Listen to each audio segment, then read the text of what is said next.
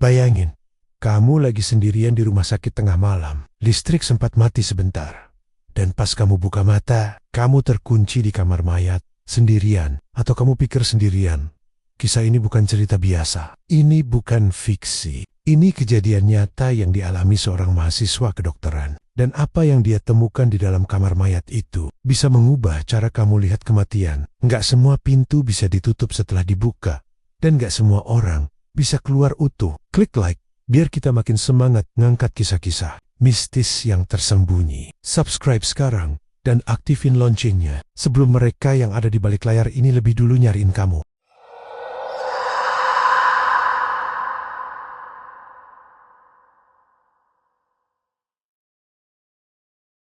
Namaku Rian. Waktu itu aku baru aja dapat kesempatan magang di salah satu rumah sakit umum di Jawa Tengah. Sebagai mahasiswa jurusan analis kesehatan, aku emang udah disiapin buat hadapin kondisi lapangan yang nggak biasa. Tapi tetap aja, nggak ada satupun dosen yang pernah bilang kalau magang bisa bikin aku trauma seumur hidup. Hari itu, hari Kamis, aku dapat shift malam. Biasanya sih, aku nggak keberatan. Aku emang cenderung lebih aktif pas malam dibanding pagi. Tapi sejak sore, badanku udah ngerasa aneh. Tengkuk sering merinding, kayak ada yang ngawasin. Padahal aku cuma duduk di ruang istirahat magang sambil nyelesain laporan praktikum. Hawanya juga sumpek banget. AC nyala, tapi tetap panas. Teman-teman magang yang lain juga pada ngeluh. Tapi cuma aku yang ngerasa. Ada yang salah. Sekitar jam 10 malam, ada panggilan dari UGD. Salah satu pasien laki-laki usia 50-an meninggal mendadak karena serangan jantung. Kata perawat, malam itu petugas kamar mayat berhalangan karena demam. Dan kebetulan aku yang masih standby di logistik. Jadi ya, tugas nganter jenazah akhirnya jatuh ke aku. Brankar udah disiapin. Jenazah udah tinggal didorong ke kamar mayat buat disimpan, sementara sampai besok pagi, nunggu keluarga datang dari luar kota. Salah satu satpam rumah sakit, Pak Rudi, nemenin aku. Dia orangnya nyantai banget. Dandanannya khas orang tua zaman dulu, sarung dilipat, sandal jepit, rokok kretek yang diselipin di belakang telinga. Tenang aja, Dek, katanya sambil dorong pintu lorong belakang. Baru sekali ya, nganterin ke kamar mayat, aku cuma senyum tipis, gak tahu harus jawab apa. Lorong yang kami lewati menuju kamar mayat itu beda dari lorong lain di rumah sakit. Kalau biasanya terang, rame, banyak pasien dan perawat, lorong ini sepi banget. Lampunya cuma neon panjang dengan nyala kekuningan. Beberapa kedip-kedip kayak mau putus. Suara roda brankar ngelintir di lantai keramik memantul ke dinding. Bikin suasananya makin sunyi. Di kanan kiri lorong ada pintu-pintu logistik, gudang linen, dan ruang cuci alat. Semuanya tertutup rapat. Suara AC yang nyala kedengeran pelan. Kayak bisikan. Waktu kami sampai di pintu besi besar kamar mayat, Pak Rudi keluarkan kunci dan buka perlahan. Bau formalin langsung nyambar ke hidung. Dingin juga langsung kerasa. Tapi itu bukan dingin yang biasa. Dinginnya tajam, masuk kulit. Ruangannya sederhana. 2 lemari pendingin mayat berdiri di sisi kanan. Tiap unit bisa muat 2 jenazah. Di tengah ruangan ada meja stainless panjang. Dan di sudut, lemari besi tua, lampunya remang. Neon putih satu-satunya itu kedip sebentar sebelum stabil. Pak Rudi, bantu aku masukin brankar ke sisi lemari. Gue ke belakang bentar ya. Ke toilet, lu tunggu sini aja, nggak lama, kata Pak Rudi sambil nyalain rokok. Aku angguk, meski dalam hati mulai nggak enak. Begitu dia keluar dan pintu ditutup, suara jadi benar-benar hilang. Nggak ada bunyi apapun, selain dengungan AC dan detak jantungku sendiri. HP aku cek, sinyal tinggal 1 bar. Ya udahlah ya, aku mainin aja game offline sambil nunggu. Tapi cuma sebentar, karena setelah itu semua mulai berubah. Sinar lampu, ruangan mendadak meredup sendiri. Dari terang, jadi kayak lampu mau putus. HP di tangan mulai lemot, layarnya nge-lag. Bahkan layar utama sempat berubah hitam sesaat. Aku bingung, ini HP baruku, masa langsung rusak? Aku coba berdiri, mulai gelisah. Kupikir mungkin cuma perasaan aja. Tapi saat aku jalan ke arah pintu dan coba buka handle-nya, pintu itu nggak bisa digerakin. Kukunci. Nggak mungkin, tadi Pak Rudi nggak bilang apa-apa soal ngunci dari luar. Aku ketok pelan. Pak Rudi? Nggak ada suara.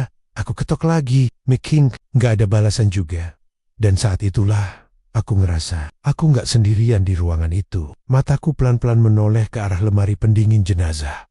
Salah satu pintunya kelihatan sedikit terbuka. Aku yakin banget tadi udah nutup semuanya rapat. Bahkan Pak Rudi bantuin aku dorong masuk dan kunci gagangnya. Tapi sekarang pintu itu kebuka sedikit. Kayak ada yang dorong dari dalam.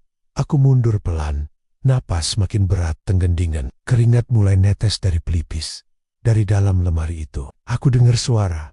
Suara kecil banget. Kayak suara kuku yang ngegesek pelan ke logam. Krik. Bukan suara hewan. Bukan suara logam biasa. Tapi suara yang berniat. Aku langsung ambil HP, nyorot ke arah lemari pakai senter. Tapi sinar cahayanya redup. HP-ku tiba-tiba nge-start sendiri. Layarnya jadi gelap. Dan pas nyala lagi, wallpaper HP-ku berubah. Dari foto bareng teman-teman kos, jadi gambar hitam putih, gelap, seperti lorong kosong yang gak ada ujungnya. Aku gak pernah masang wallpaper itu. Aku nge-freeze. Tiba-tiba dari arah meja di tengah ruangan, jatuh sesuatu. Bilitita. Aku kaget, loncat mundur. Kupikir ada alat medis jatuh, tapi ternyata sehelai kain putih. Kain panjang, mirip kafan. Aku nyoba tarik napas. Tapi rasanya dada ini berat banget, tenggorokan kering, dan saat itu, tok tok tok, suara ketukan dari dalam lemari mayat. Bukan sekali, tapi terus-menerus, tok tok tok. Aku udah gak kuat, aku lari ke pintu, gedor sekuat tenaga. Pak Rudi, Pak, tolong buka. Tapi tetap gak ada suara, semua sunyi. Sampai akhirnya aku dengar suara napas, berat, dalam. Seperti seseorang berdiri tepat di belakangku. Tapi saat aku menoleh,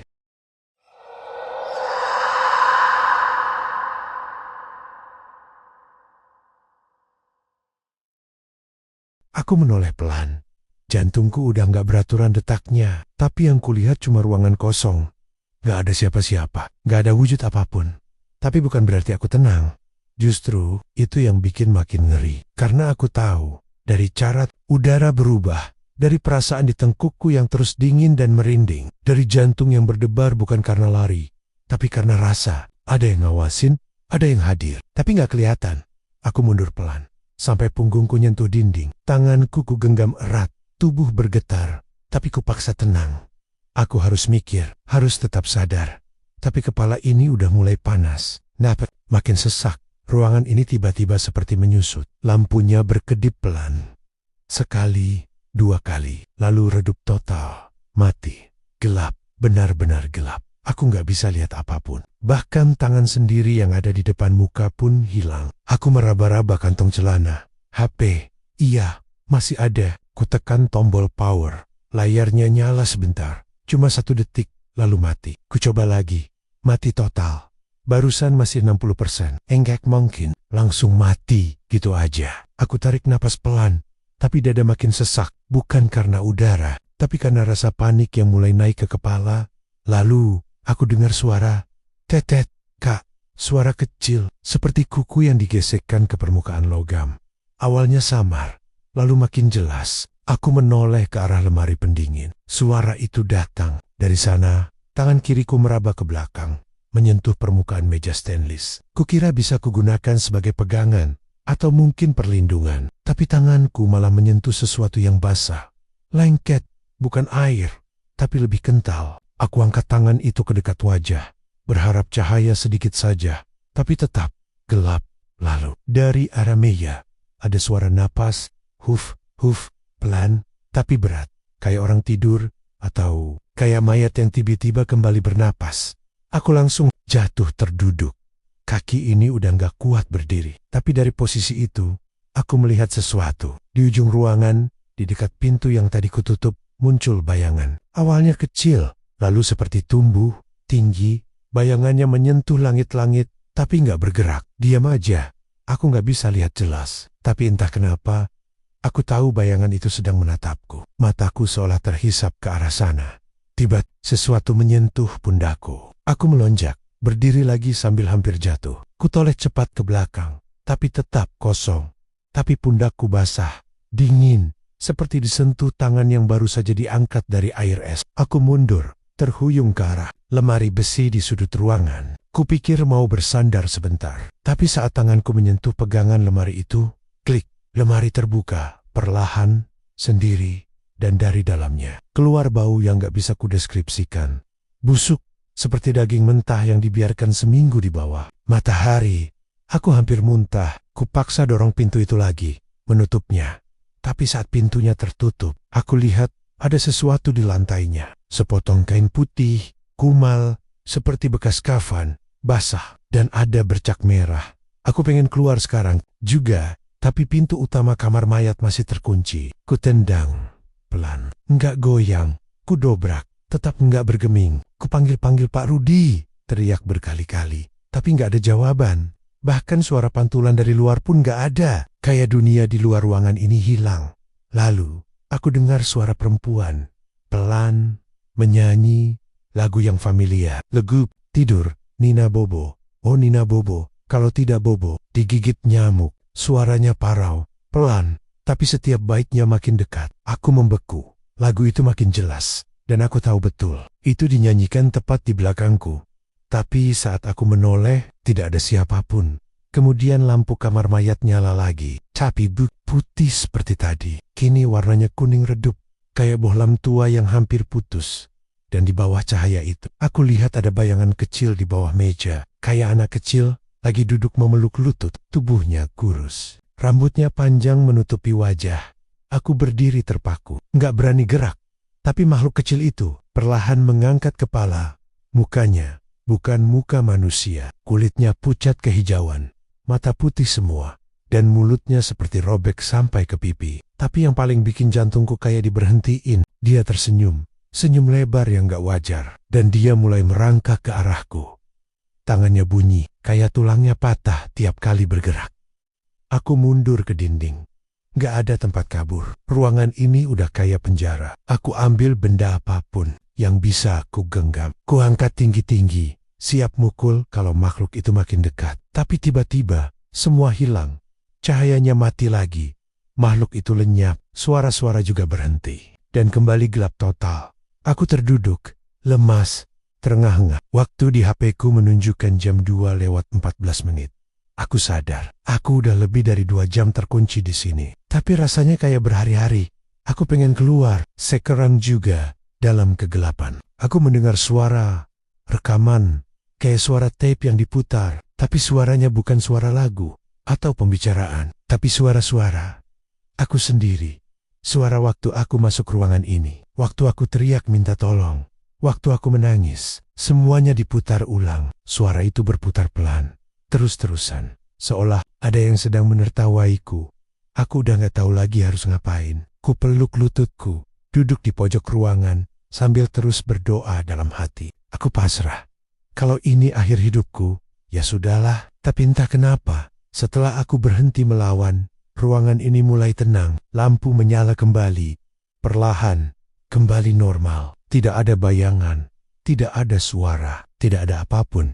Tapi tubuhku masih menggigil.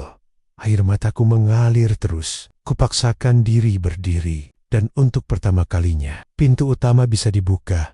Aku buka perlahan. Lorong rumah sakit kembali muncul. Lampunya terang. Dingin AC kembali terasa normal. Dan dari ujung lorong, kulihat Pak Rudi berdiri, menatapku. Astaga, kamu di mana aja? Katanya. Saya kira kamu udah pulang. Aku nggak bisa jawab, aku cuma jalan pelan. Lewat di sampingnya, tubuhku masih bergetar. Aku hanya sempat bilang pelan, Pak. Tadi pintunya terkunci. Tadi saya lihat sesuatu, tapi Pak Rudi malah bingung. Loh, kuncinya kan saya tinggal di gagang luar. Pintu itu nggak bisa dikunci dari luar.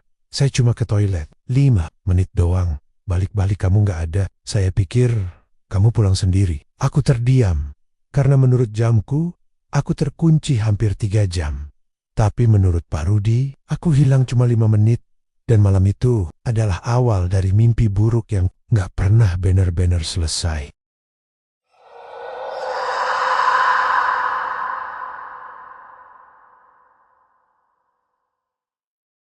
Aku gak bisa tidur malam itu. Bahkan setelah mandi pakai air hangat, minum teh manis, dan rebahan sambil dengerin murotal di speaker, tubuhku masih bergetar. Gak cuma karena takut, tapi karena ada perasaan aneh. Perasaan yang bikin aku terus nengok ke pojok kamar, ke bawah ranjang, ke langit-langit. Seolah-olah ada yang ikut pulang bersamaku dari kamar mayat itu. Rasanya kayak dia belum selesai, kayak aku bawa sesuatu dari sana.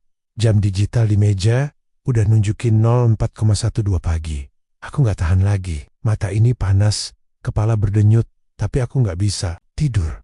Aku akhirnya duduk lagi, buka HP, dan baru sadar ada notifikasi aplikasi perekam suara. File audio berdurasi hampir 3 jam. Aku langsung merinding. Aku yakin aku nggak pernah aktifin perekam suara semalam. Bahkan aplikasi itu pun nggak pernah aku buka. Tapi file itu ada, tanggal dan jamnya pas, tepat saat aku terkunci di kamar mayat. Dengan hati-hati, aku tekan tombol play. Awalnya cuma suara napasku sendiri. Terengah, berat, penuh kecemasan. Lalu ada suara gesekan besi, suara kakiku yang nginjek lantai. Tapi beberapa menit kemudian, mulai muncul suara lain. Suara langkah, pelan, tapi bukan cuma satu. Seperti ada 3, 4, bahkan 5 langkah kaki yang saling bersahutan. Ada yang berat, seperti pria dewasa. Ada juga yang cepat dan kecil, kayak anak kecil lari. Aku langsung pos, tanganku gemetar. Dada ini berdegup kencang. Tapi rasa penasaran lebih besar. Aku play lagi. Setelah menit ke-17, aku dengar suara cekikikan, tertawa, suara perempuan, tipis, melengking. Enggak, nyambat, tertawanya kayak dari mulut yang rusak, mulut yang luka. Lalu, suara itu disusul suara bisikan. Banyak, bukan 1 atau 2, tapi kayak ruangan itu penuh bisikan. Mereka berbisik dalam bahasa yang aneh, dan kadang menyebut namaku. Aku langsung matiin rekaman itu. Dadaku sesak, rasanya kayak tenggorokan dicekik dari dalam. Tapi jari ini malah ngeklik tombol save. Entah kenapa, mungkin karena aku butuh bukti. Biar suatu hari nanti, kalau aku bilang aku diganggu, aku punya sesuatu untuk ditunjukkan. Siangnya, aku mutusin buat izin gak masuk kerja. Aku bilang ke atasan kalau aku sakit kepala. Padahal sebenarnya, aku cuma butuh waktu buat nenangin pikiran. Tapi sore harinya, handphoneku bunyi. Notifikasi dari grup shift malam. Salah satu perawat, namanya Santi, nulis pesan panjang. Katanya, semalam dia lewat lorong dekat kamar mayat. Pas dia jalan pelan karena ada rasa aneh juga. Katanya dia lihat pintu kamar mayat kebuka sedikit. Padahal seharusnya dikunci. Dia ngintip, dan katanya, dia lihat sosok berdiri di sudut ruangan, diam, nggak gerak sama sekali. Bajunya lusuh, rambutnya panjang dan nutupin muka. Dia pikir itu aku, tapi dia bilang tinggi sosok itu nggak masuk akal. Aku langsung DM dia. Kukirim voice note. Aku cerita semua kejadian yang kualamin, dari pintu ngunci sendiri sampai rekaman suara. Dia awalnya diem, tapi pas aku kirim potongan suara cekikikan dari file rekaman itu, dia langsung telepon aku. Dan pas dia angkat, aku dengar dia nangis. Katanya, itu suara yang dia juga dengar. Persis, dia bilang waktu dia berdiri di lorong itu. Sebelum dia berani ngintip, dia udah dengar suara perempuan nyanyi lagu Nina Bobo dari dalam kamar mayat. Tapi dia pikir halu. Ternyata itu kejadian nyata. Aku makin yakin kalau semua ini bukan hal biasa. Ada sesuatu di kamar mayat itu. Sesuatu yang sudah lama tinggal. Sesuatu yang nunggu. Dan ketika aku masuk malam itu, dia sadar aku ada 3 hari.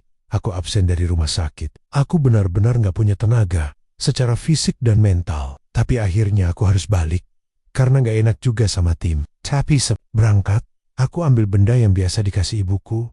Tiap kali aku kerja di tempat baru. Sebungkus kecil kain putih. Di dalamnya garam kasar dan segenggam lada hitam. Ibu bilang, itu untuk perlindungan. Aku simpan di saku dada seragam. Aku tahu bisa ngelindungi atau enggak. Tapi rasanya, aku butuh semua bentuk perlindungan malam ini. Waktu aku sampai di rumah sakit, suasananya biasa aja. Tapi anehnya, semua orang yang kutemuin, mulai dari cleaning service, satpam, sampai sesama perawat, ngeliatin aku aneh. Ada yang bisik-bisik, ada yang manggil pelan. Lu yang kemarin, ya, yang kejebak. Aku cuma angguk, tapi makin sore, aku tahu kenapa mereka bisik-bisik. Ternyata, sejak malam aku terkunci. Banyak kejadian aneh. Ada cleaning service, yang katanya lihat bayangan duduk di dalam kamar mayat, waktu dia lewat jam 2 pagi. Ada juga satpam yang bilang alarm pintu ruangan itu aktif. Padahal nggak ada orang yang buka. Tapi yang paling parah, ada satu staf yang kesurupan. Tiba-tiba teriak-teriak di pantry, minta dibukain pintu karena katanya Dia nyari anak kecilnya. Jangan tutup pintunya. Padahal dia sama sekali nggak tahu soal ceritaku. Malam itu aku dapat shift sama 2 perawat lain dan 1 dokter jaga. Salah satunya Bang Rio, perawat senior yang udah kerja dari zaman rumah sakit ini, baru jadi. Aku duduk bareng dia di ruang istirahat. Awalnya kita ngobrol biasa. Tapi akhirnya aku beranikan diri buat tanya langsung. Bang, kamar mayat itu emang ada apa sih? Dia diam lama, nggak jawab langsung. Matanya menatap kosong ke lantai. Terus dia ambil rokok, nyalain. Padahal di ruangan nggak boleh ngerokok. Tapi nggak ada yang berani neger. Dia bilang pelan, lu ngeliat dia? Aku diem. Lalu angguk pelan. Dia tiup asap. Lu baru orang ketiga yang aku pernah lihat dia. Anak kecil, rambut panjang, nyanyi. Aku langsung merinding. Iya bang, mukanya robek. Dia geleng pelan.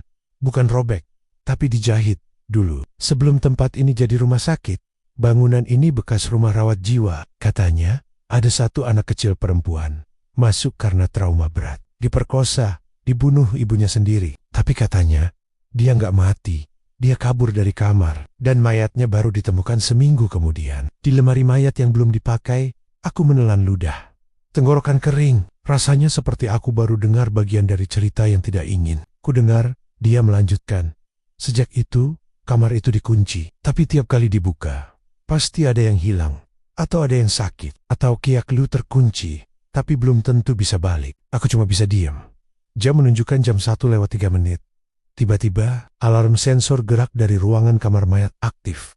Di panel muncul notifikasi Door Activity Detected Mortuary Room. Aku dan Bang Rio langsung nengok bareng. Tapi 2 perawat lain pura-pura gak. Mereka takut. Supervisor minta ada yang cek, tapi cuma aku yang bisa. Dan Santi, yang kebetulan lagi standby di depan ruang farmasi. Kami jalan pelan menuju lorong. Lampunya seperti agak redup malam itu. Dan benar, pintu kamar mayat terbuka. Sedikit, tapi yang bikin jantungku hampir berhenti. Ada jejak kaki basah menuju ke liwer, jejak anak kecil. Tapi jejaknya bukan air biasa. Warnanya merah tua. Aku menoleh ke Santi. Dia pucat. Kita cek, tanyaku. Dia mengangguk ragu.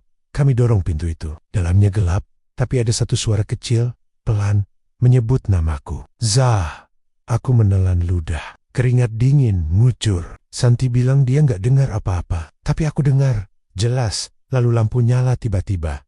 Dan di ujung ruangan, di balik meja logam tempat tubuh biasa diletakkan. Dia berdiri, anak kecil, kain putih melilit tubuhnya. Rambut panjang, matanya kosong, dan mulutnya sobek. Tapi yang paling bikin nyali jatuh. Dia melangkah, mendekat. Aku tarik Santi. Kami kabur. Kututup pintu, kukunci. Tapi, sebelum pintu tertutup, dia sempat bilang, 3 jam belum cukup, Zah. Malam itu aku sadar, ini belum selesai. Bahkan mungkin, Peru.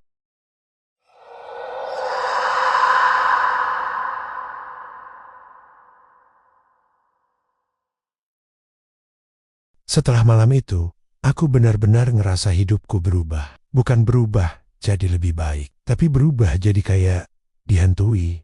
Awalnya kupikir rasa takut itu cuma karena trauma, tapi makin hari aku makin sadar yang ikut denganku keluar dari kamar mayat itu bukan cuma rasa takut.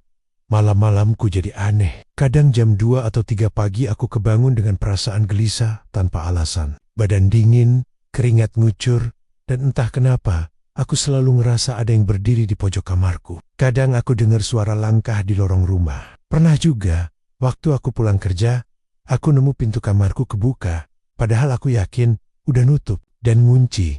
Tapi semua itu belum seberapa dibanding malam waktu aku nemu mainan kecil di depan pintu kamar. Boneka kecil, rusak, lusuh, kepalanya tinggal setengah, dan anehnya ada pita merah di leher boneka itu. Sama persis dengan yang kupakai. Waktu kecil di TK, aku merinding karena aku tahu aku nggak pernah cerita soal pita itu ke siapapun. Tapi kenapa bisa ada di situ? Aku langsung buang bonekanya ke tempat sampah depan rumah. Tapi paginya, boneka itu ada lagi di atas meja makan. Dengan kepala yang lebih rusak, kayak ada yang geram karena aku buang. Waktu aku cerita ke orang tua, mereka mulai khawatir. Tapi aku cuma bilang aku stres karena kerjaan. Mereka nggak tahu, aku sebenarnya udah diambang gila. Aku mutusin buat ambil cuti. 3 hari pertama aku habiskan di rumah. Baca doa, dengerin murotal, dan coba tenangin diri. Tapi hari keempat, semuanya berubah. Malam itu, aku mimpi lagi. Tapi bukan mimpi biasa. Aku ada di lorong rumah sakit. Sepi, panjang, lampunya redup. Aku jalan pelan, nyari pintu keluar. Tapi semua pintu di sisi kanan kiriku terkunci. Aku coba panggil nama siapa aja. Tapi nggak ada suara, nggak ada jawaban. Sampai aku dengar suara kecil. Suara anak kecil. Dia bilang, ayo ikut aku, main yuk. Aku nengok ke kiri, dan di ujung lorong itu, dia berdiri. Anak perempuan, rambut panjang. Bajunya putih, tapi kotor. Matanya hitam legam, dan mulutnya terbuka. Terlalu lebar, nggak wajar, kayak robek sampai ke pipi. Dia tersenyum, dan dalam sekejap, dia lari ke arahku. Cepat, nggak pakai suara langkah. Aku nggak sempat lari, dia lompat ke arahku, dan teriak. Aku kebangun, sambil teriak juga. Badan basah kuyup sama keringat, dan yang bikin aku nyaris nangis. Di ujung kamar, ada jejak kaki kecil, basah, menuju tempat tidurku. Malam itu aku nekat telepon Ustadz Ridwan. Aku cerita semuanya. Suara di mimpi, jejak kaki, boneka. Dia cuma bilang, kamu harus kembali ke tempat itu. Tapi bukan untuk kerja, untuk nutup pintunya. Kalau enggak, mereka bakal terus nempel kamu. Awalnya aku nggak paham maksudnya, tapi makin aku pikir, makin masuk akal. Semua teror ini mulai setelah aku terkunci di kamar mayat itu. Kayaknya, selama 3 jam di dalam ruangan itu, ada pintu yang kebuka, dan mungkin aku yang ngebuka pintunya. Tapi balik ke sana, tengah malam, aku nggak yakin bisa. Sampai akhirnya, aku cerita ke Santi temenku sesama perawat. Dia juga sempat diganggu, pernah lihat bayangan perempuan di dekat lorong kamar mayat. Dan dia juga sering mimpi buruk. Akhirnya kami sepakat, kita harus lakukan sesuatu. Kami ketemu Ustadz Ridwan, dan dia kasih arahan. Katanya, pintu itu nggak bisa ditutup sembarangan. Harus ada yang pernah masuk. Dan harus dilakukan tepat jam 3 pagi. Di waktu di mana batas antara dunia kalian dan mereka paling tipis. Aku langsung teringat waktu terkunci dulu. Aku sadar, semua kejadian ganjil mulai sekitar jam segitu. Kami persiapkan semuanya. Air doa, garam, bacaan khusus, dan lilin. Juga kasih seutas benang merah yang harus dipakai sebagai pelindung. Aku dan Santi sepakat ngajak Bang Rio perawat senior yang pernah cerita dia juga diganggu dulu waktu masih baru kerja. Awalnya dia nolak, tapi setelah aku putar rekaman suara tawa perempuan yang kerekam waktu aku kejebak di kamar mayat, dia diem lama. Lalu bilang, oke, tapi kita harus hati-hati, tempat itu udah lama banget. Haus, kami datang ke rumah sakit tengah malam. Diam-diam, masuk dari lorong belakang, semua ruangan sepi, cuma suara langkah kami bertiga yang terdengar. Jantungku berdegup kencang. Keringat dingin ngalir dari leher. Di setiap sudut lorong, aku ngerasa ada yang ngintip. Sampai akhirnya, kami sampai di depan pintu kamar mayat. Pintunya tertutup, tapi pegangan pintunya gerak, kayak ditarik dari dalam. Kami saling pandang. Bang Rio buka tas, ambil air doa, dan kami mulai baca doa sama-sama. Tanganku gemetar tapi aku tahu, ini harus dilakukan. Kalau enggak, aku bisa gila. Kami masuk, udara di dalamnya lain, dingin banget. Lebih dingin dari AC manapun, tapi dingin biasa. Dingin yang nusuk sampai ke tulang. Cahaya senter kami goyah, tapi cukup buat lihat ke dalam. Dan di tengah ruangan, ada lilin menyala. 1, lalu 2, lalu 3. Sendiri, kayak menyambut kami. Di sekitarnya, ada boneka, sama seperti yang kutemukan dulu di depan pintu kamar. Bahkan, lebih rusak. Ada yang matanya copot, ada yang tanpa kepala. Dan di tangga-tangga mereka, berdiri anak kecil itu. Dia nggak gerak, tapi aku tahu dia sadar kami di sana. Santi langsung mundur. Bang Rio mulai baca doa lebih kencang. Aku tuang air doa ke lantai. Lilin satu demi satu padam. Suhu ruangan makin dingin. Dari langit-langit terdengar suara bisikan. Kalian buka pintunya, kalian bawa kami keluar. Sekarang kalian harus bayar. Aku nggak tahan lagi. Aku baca semua doa yang kuingat. Mulutku jemita, tapi aku paksa. Aku lempar garam ke arah boneka. Tiba-tiba, ruangan bergetar. Lampu mati total. Cuma senter kami yang masih nyala redup. Dan anak kecil itu menghilang. Tapi muncul di belakangku. Dia bisik ke telingaku, 3 jam belum cukup, kamu belum bayar. Aku terjatuh, tapi Bang Rio tarik aku. Kami berdiri di tengah lingkaran doa yang udah digambar di lantai. Ustadz Ridwan bilang, kalau kami bertahan di lingkaran itu, mereka nggak bisa masuk, tapi mereka bisa mencoba menakut-nakuti. Dan benar, kami lihat banyak sosok di sekeliling ruangan. Ada yang merangkak, ada yang terbalik jalannya. Ada yang berdarah-darah, semua mendekat tapi tertahan. Seolah-olah ada dinding tak terlihat. Santi mulai menangis, tapi dia tetap baca doa. Aku juga, meski tangan ini dingin kayak es, meski tubuhku gemetar kayak demam tinggi. Lalu, suara itu berhenti. Lampu berkedip dan menyala lagi. Ruangan kosong, semua hilang. Cuma kami bertiga yang tersisa. Kami pelan-pelan keluar, dan saat menutup pintu kamar mayat itu, aku lihat satu hal yang gak akan pernah aku lupain. Di kaca pintu, ada jejak tangan kecil. Seolah-olah dia nempel dari dalam. Tapi dengan tulisan kabur. Sampai jumpa. Kami gak bilang apa-apa setelah itu. Gak ada yang ngomong. Tapi kami tahu, meski pintunya udah ditutup, mereka gak akan benar-benar hilang. Mereka hanya menunggu. Mungkin bukan aku. Mungkin bukan sekarang. Tapi suatu hari, kamar itu akan terbuka lagi. Dan mereka akan keluar.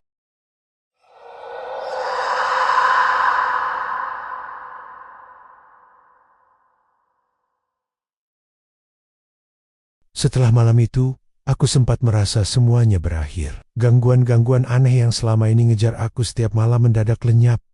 Aku bisa tidur lagi walaupun sesekali masih gelisah. Tapi yang paling membuatku ngerasa aneh justru Kitchenang itu sendiri.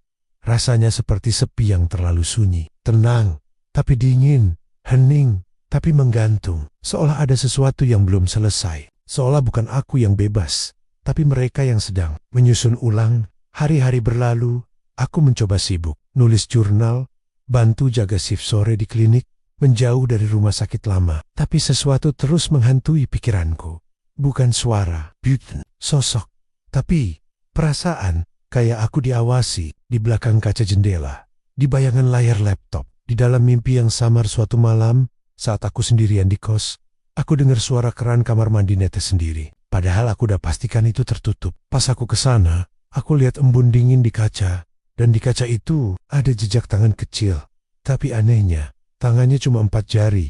Aku mulai panik. Aku coba usir pikiran buruk. Baca doa, nyalain semua. Lampu, tapi setiap lampu nyala. Cahayanya meredup kayak dipeluk kabut dari dalam. Aku coba hubungi Santi lagi, tapi nomornya udah nggak aktif. Emailku nggak dibalas. Instagramnya hilang. Kayak dia nggak pernah ada. Aku jadi takut. Aku ngerasa kayak satu-satunya orang yang masih ingat kejadian itu. Tapi mungkin bukan aku yang sendiri, mungkin cuma aku yang tersisa. Satu malam aku mimpi lagi. Kali ini mimpi yang sangat jelas. Aku berdiri di kamar mayat lagi. Tapi dalam versi yang rusak dan gelap. Cahaya lampu kedip-kedip dan meja besi penuh darah. Di dinding ada coretan-coretan dari kuku. Lalu muncul suara itu lagi. Anak kecil perempuan dengan pita merah. Dia jalan pelan ke arahku. Senyumnya lebar, lebih lebar dari seharusnya. Dia bilang, aku udah nyari pengganti. Tapi kamu nyebelin, kamu masih hidup. Aku tanya dia siapa sebenarnya. Dia ketawa.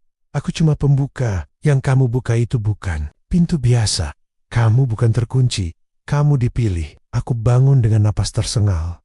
Tapi mimpi itu gak hilang begitu saja. Karena di ujung tempat tidurku, boneka itu muncul lagi. Collie ini dengan mata yang menyala merah, dan di dadanya ada kertas kecil bertuliskan, jangan kabur, ini belum selesai. Hari itu juga aku nekat kembali ke rumah sakit. Tempatnya masih berdiri, walaupun sekarang udah ada renovasi besar. Tapi kamar mayatnya masih utuh, masih di pojok gedung, masih dingin, masih suram. Aku minta izin pura-pura, mau ambil berkas lama. Petugas satpam yang jaga cuma melirikku aneh.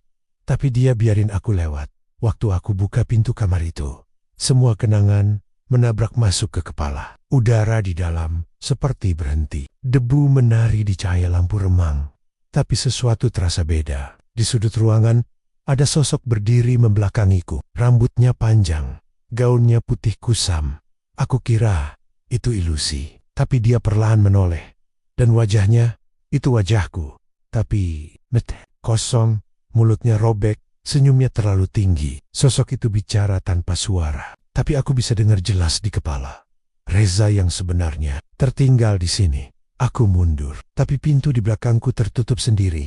lampu padam, lalu semuanya gelap. Yang terjadi berikutnya seperti mimpi tapi terasa nyata. Aku melihat kilas balik semua kejadian selama ini. Saat aku terkunci dulu, saat aku teriak-teriak minta tolong, ada yang masuk ke tubuhku. Saat aku berpikir aku keluar dari kamar itu, mungkin sebenarnya bukan aku, atau mungkin hanya sebagian dari aku. Dan yang satu lagi tetap tinggal. Jadi, korban, jadi bahan bakar. Aku menyadari sesuatu. Aku bukan hanya saksi. Aku bukan penyintas. Aku adalah kunci. Dan mereka makhluk-makhluk itu menggunakan aku sebagai saluran untuk membuka celah ke dunia ini. Setiap ketakutanku, setiap trauma, setiap malam aku ketakutan di kamar, semuanya memperkuat celah itu. Aku terbangun entah di mana, sakit semua. Tapi aku masih hidup. Tanganku memegang kain dingin.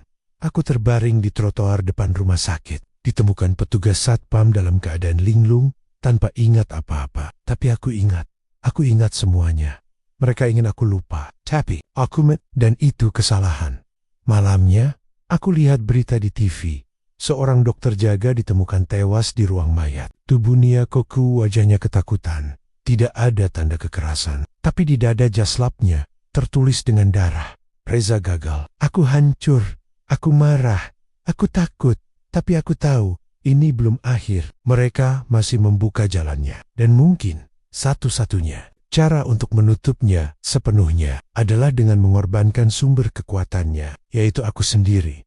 Jadi malam itu aku kembali lagi.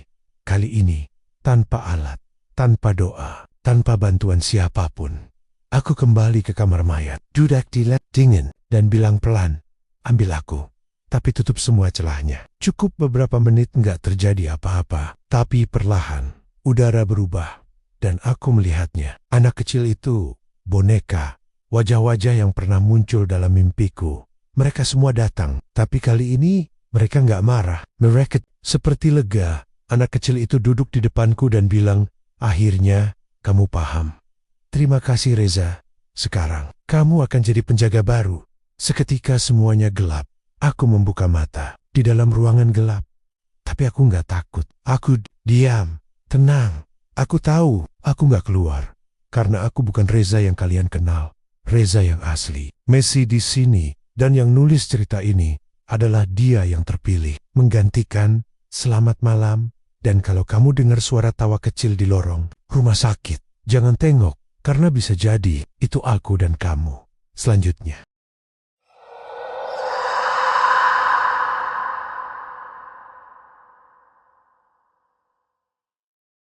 Kamu percaya semua ini cuma cerita? Coba periksa kamarmu malam ini. Siapa tahu kamu bukan sendiri. Jangan lupa share video ini ke temanmu yang paling berani atau paling skeptis. Karena di bisikan malam, cerita bukan cuma didengar, tapi bisa